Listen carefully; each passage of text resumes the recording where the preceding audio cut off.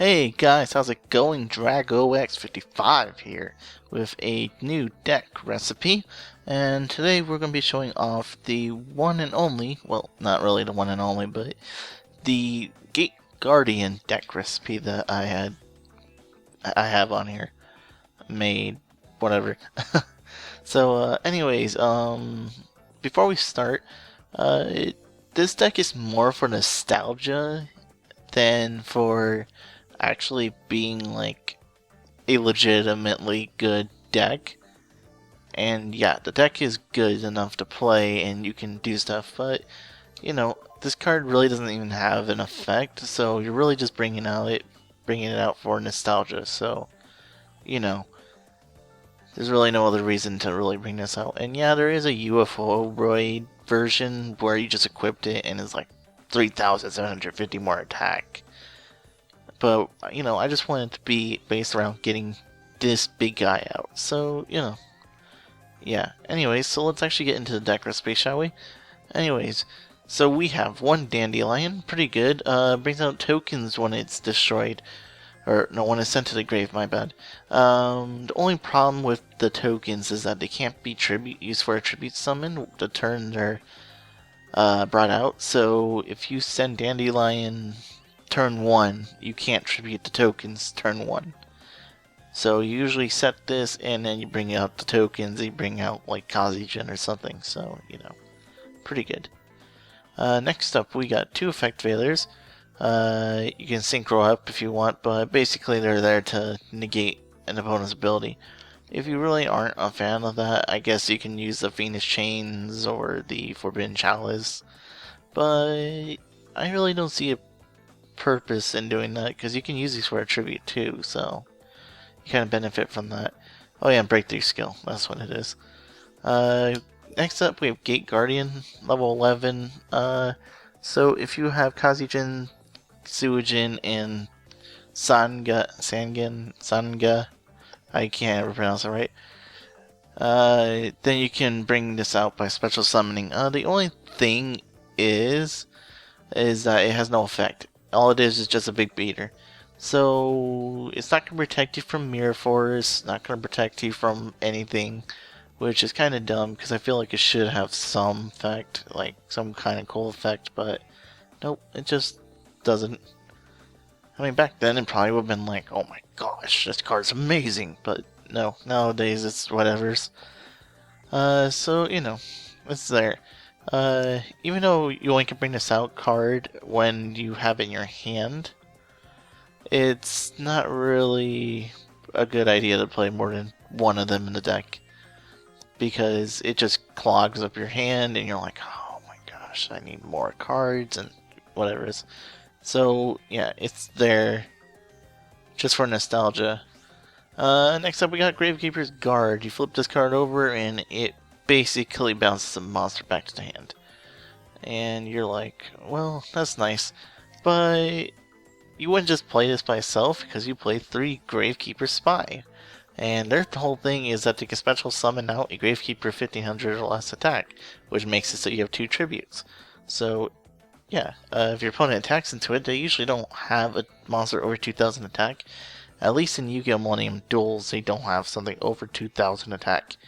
So, yeah, I mean, it's not really good late game, but well, yeah, it's not really a good late game if you're trying to make this survive, but early game, it's not too bad. It's not too bad. Next up, we have Kazijin. I'm just going to go over his effect, because Kazijin, Sanga, and Suijin all have the same effect, so there's really no point in going over each one of their effects. So anyways, so they're all level 7s. Each one has 100 different attack points, 2,600, 100. They go up by 100, depending on where they are, I believe, right? Where's Gate Guardian? I went over this, yeah. No, it's not depending on where they're on the Gate Guardian. Okay, I thought it mattered, but no, actually it did not. Anyways, so their thing is that during damage calculation, that's the thing where you would drop Honest, or where your opponent can't activate Mirror Force. if this card is attacked, you can make your opponent's attack 0, and then basically they just take damage equal to this guy's attack, and they lose their monster. That's it. So if they're going to run into Blue Eyes goes to 0, and then the monster gets destroyed, the Blue Eyes, and they take 2,400 to the face. It's good enough. The only thing is, the reason I kinda don't like this effect is, this is a level 7. So you need 2 tributes to bring it out in the first place. I will get into the other exceptions later.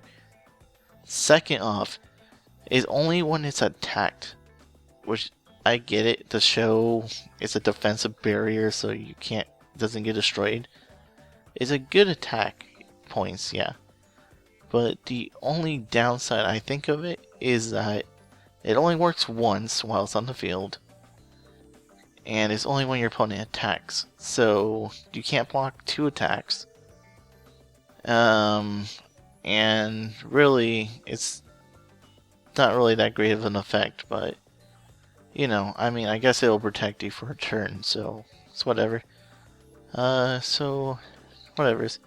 But it's good enough for what it's supposed to do. So, next up we have Marshmallows. Protects you from it being destroyed, and your opponent takes 1,000 if they attack into it and flip it. Next up we have Sanga, my bad. I keep thinking of Sangin, which is really weird. Anyways, 2,600 has same effect as Kazijin and Sujin. Not really much to say. I still kinda wish the effect was, if it attacks 2, that you can change your opponent's attack to 0. Yeah, that's kinda OP, but it would be only once while it's on the field, so I don't think it would be that bad, but, still not bad. With 2,600 attack, what's really gonna be attacking you, to be honest? Really, the only time this effect will actually be useful is when your opponent's not reading, or if you use, Battle Mania. I guess Battle Mania would be great, which would make your opponent have to attack. But, if your opponent's not reading, there's really no other circumstance where they're gonna fall for this. So, it's whatever's. Next up we have Spirit Reapers. They just can't be destroyed. That's the only reason they're here. And next up we have Sujin, 2,500 attack, same effect as Sanga and Kazijin. I already discussed it. And Vortex Trooper, because when it's normal summoned, you can shuffle 2 cards from your hand into the deck. Then draw 2. When this card is destroyed, you draw a card. So let's say you draw 2 Sujins, but you're like, oh, well, I don't like that. You actually discard's effect. Downside of this card, however, is that it has 0 attack, so you're not really going to summon this out if you have 100 life points left. And no traps, So, it's a thing. Next up. Oh yeah, and also you can just bounce back Gate Guardian if you draw it, and you need a different hand or something, I don't know. Next up we have Dark Hole, destroys the field. Basically a monsters. Foolish Burial, pretty nice because you play the Call of the Haunteds, I believe, right? Yeah, Call of the Haunteds. So you would send Kazijin, Sujin, or Sanga to the grave. And that's really the purpose of that, to send one of the Gate Guardian pieces to the grave. Someone might say, why don't I just jump Dandy? Because there's really no purpose in doing that. You'd rather just have the ability to just set it and let it get destroyed, because you can't even tribute the tokens anyways if you're foolish, so...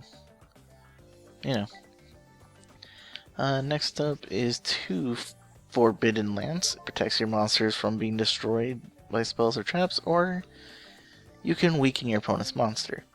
So, pretty nice. It's actually not too bad, because, well, no, never mind. I was going to make an example, and then I thought of a way where it's oh, it doesn't make sense if I do that. Uh, you know, let's do next one. Let's go Space Typhoon. Pretty nice. Lets you destroy a card. 2 is fine. If you're playing Forbidden Lance, 2 is fine. You don't need like 3. 1 day of peace protects you from taking damage. You probably want to use this. 3-pod dualities lets you search. I know it's not really the best in terms of getting stuff out, but really, you're not really special summoning in this deck too much, so you're like you're not really special summoning on your turn too much, so it's not really like it's downside. And it's not really like you can play upstarts instead of this, but you really don't want to get your opponent's life points too high, and you don't want to play hand destruction because you discard, so it's pretty good in searching out through the deck otherwise. Next up we have 2 Soul Exchange. If you're playing on later versions, you want to switch this to Monarch Stormforth. But in this game there's no Monarch Stormforth, so we have to use Soul Exchange instead. And basically you target one monster you control and one monster your opponent controls, and you can use your opponent's monster as a tribute. If you're using 2 tributes, you might as well just use the one monster you have and one your opponent controls. I don't know where I was going with that. I know there's a card called Tribute Doll. If you don't mind me looking, because I'm not gonna redo this episode just to actually look this up, because yeah, sorry for all the ones that are gonna get mad that I'm doing this in the middle of the video. Should take only like 2 seconds here. Tribute. There it is. I mean, you could use this. Tribute one monster and special summon level 7 from your hand. But it's from your hand, and I don't know. I mean, it could be good, but it's whatever. We'll add that to the side deck. We'll talk about that later. Next up we have Call the Haunted. So you just send your Great Guardian pieces to the grave and bring them out with Call the Haunted. Pretty easy enough. Next up we have 2 Metal Reflex Slime. Have 3000 defense, so your opponent's not really going to get over this anytime soon. And its effect is it can't attack. It really doesn't matter, so you just use it as a tribute and you bring out Kazijin, Sujin, or Sangan. Next up we have Solemn Warning. Negates an opponent's summon. Simple as that. Waboku makes it so you take no damage and your monsters can't be destroyed. So if you have Kazijin and they try to run over it with blue eyes and you don't have the effect, you might as well use Waboku. So anyways, so that's pretty much the deck. I want to kind of go over the other things. The extra deck is just whatever. I put in like level 5 synchros and a level 8 synchro because we have Effect Veiler and we can make these, so it's not too bad. And just random exceeds. Lavavo Chain is really nice in this deck to mill out the Gate Guardian pieces for Call the Haunted. You can make these for whatever reasons. This is pretty nice with the Gravekeepers, so, you know, if you want to make this so you can prevent your monster from being destroyed, then that's another thing you can do. Not really much to talk about in the extra deck. Like, I feel like this deck needs one, but you can win without it, so, yeah. So, first off, there is other ways to play this deck. If you don't like the way I'm doing it with Stall, I have tried all the other methods other than the Mausoleum method. So next up, so basically you can do the Arsenal Summoner, which searches out a Guardian piece. So, you know, you can add... I don't know, it doesn't add Guardian pieces, it adds Gate Guardian. But there's really no reason to have this in the deck, I guess. I mean, unless you're having a problem getting Gate Guardian to your hand. So, thing is, I mean, look at that, except Celtic Guardian, Winged Dragon, 1 and 2, Guardian of the Lambeth or Reliable Guardian. It's like, there's really no reason. Why doesn't it just say add Gate Guardian? I'm pretty sure there's a big reason why it doesn't just say Gate Guardian, but I'm not gonna really go into it in this video. So yeah, you just add Gate Guardian, and then you can use the 2 tribute counts for 2 tribute summon whatever's. So yeah, the Kaiser Seahorse, the Whirlwind, and the Unshaven Angler. If you want to do it that way, you can, because they count as 2 tributes, and you don't have to play all these random, oh, I can use 2 Marshmallons for a tribute. Then go right ahead, but I just didn't like that version when I played it. It's there if you want to try it that way. Next up, we have the Mausoleum. So the pay life points to bring out your pieces. It's a nice thing to think about, but really, I just don't like the fact that you have to pay life points to get them out, because really, I think you're just going through too many life points, and you don't want to do that in this deck.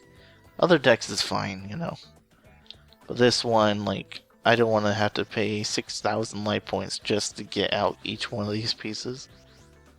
Maybe we'll try a Mausoleum build one day, but we're not going to try it on this game. Actually, on the other game, we just probably tried Pendulums, which I was going to say, like, you guys can try a Pendulum build. And then there's this card, which we kind of just discussed and added right now to the side deck. Basically, you can tribute and special summon from your hand, but it's you can't summon again, and you can't even attack. So you know, it's whatever you want to do. Like, you can. I just don't think it's really that great to use. I mean, if it was deck and hand, yeah, go right ahead. But it's just hand. So, you know, let's say you draw this and then you have no piece in your hand, so you can't even use it anyways. It's just sitting there in your hand. Like, you get what I'm saying? If you guys want to say, ah, Drago, you don't know what you're talking about, then I mean, it's fine. I know. I'm not a perfectionist or anything. Anyways, so, yeah. That's pretty much it for the deck recipe. That's pretty much it for the talking about the side deck thing on different ways to play it. So it's alright. If you're just doing this for nostalgia, yeah, then you can easily, I would say, easily be able to get this out. As for a deck in itself, I don't really have too much of a hard time dealing with people's decks. I mean, really, it just depends on the decks you battle or duel against. That's really all that it all comes down to. Is your deck, I don't know, Dragon Rulers in this term? Yeah, you're probably not going to win against Dragon Rulers, but it's whatevers. So, all in all, I think this deck definitely deserves a 7 out of 10. And for nostalgia fact, I would give it like 9 out of 10, because that's really all this deck is for. And before you say, Drago said this deck is terrible, you can play the deck, it will get Gate Guardian out, but I really don't think there's any other reason to play Gate Guardian and stuff. Like, you know, unless you're playing the UFO Roid build thing where you get ridiculous attack, there's really no reason to. So, yeah. So I hope you guys enjoyed this video. I hope you don't think I hate Gate Guardian now or something. I'm just trying to warn you guys ahead of time that Gate Guardian's just an average card, you know. It's like Blue Eyes or Great Moth. Or no, Great Moth is a better example. Great Moth is super hard to get out and really doesn't have any benefit other than more attack.